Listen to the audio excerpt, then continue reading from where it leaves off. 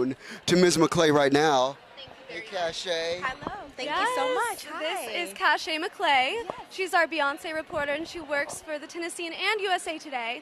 So, Cachet, tell us a little about yourself and what it's been like since you've started in this role.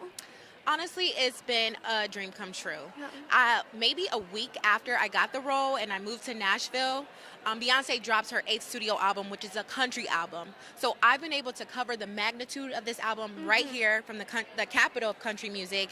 And not only that, I've been able to travel to her hometown in Houston and cover the end of the Renaissance tour. And it's just taken me so many places, and I'm honored to be in this position.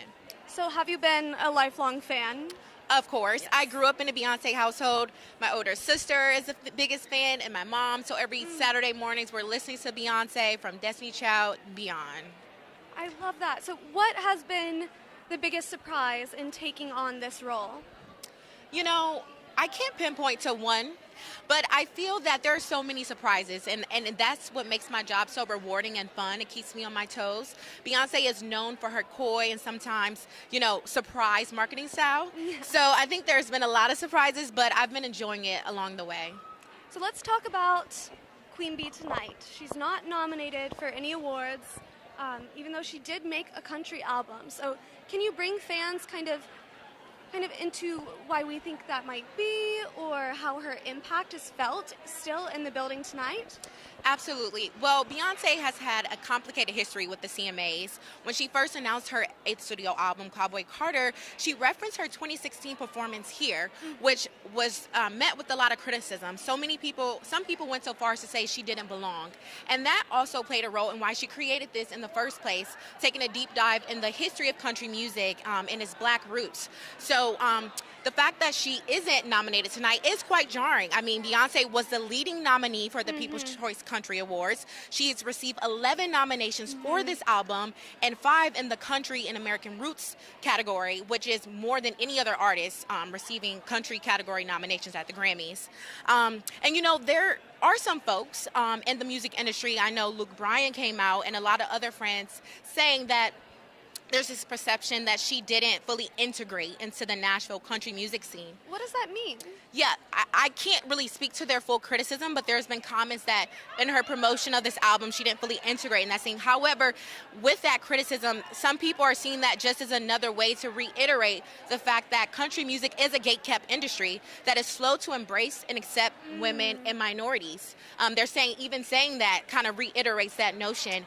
Interesting. Yeah, the facts are, just last year did a black woman win the first CMAs ever.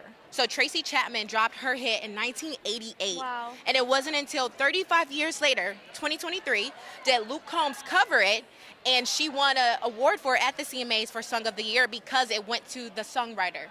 So that just shows, even so many years later, the state of and how slow it has been to embrace minorities and women.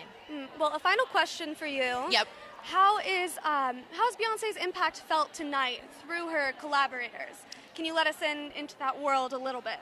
Absolutely. So even though she is not nominated tonight, her impact is absolutely felt. We have Shabuzi, who is a Cowboy Carter collaborator here. He's up for awards for the first time at the CMAs and at the Grammys. We also have Tier Kennedy, who you guys just spoke to, another collaborator. And we're having this conversation right now about the intersection of race, country music, and minorities in this industry. So her presence has been felt this whole year after dropping this album, and it's still certainly felt tonight. And it's starting that conversation, and that's what it can do. That's where we are. Yeah. And she's highlighted so many black artists and the country music's black roots. And I think she could be proud with the records she's also been breaking along the way. Thank you so much. Of course. Everybody, Cachet McClay. Thanks for having me. All right, Marcus, come So I'm on going to back. tell you about with Cachet, one of the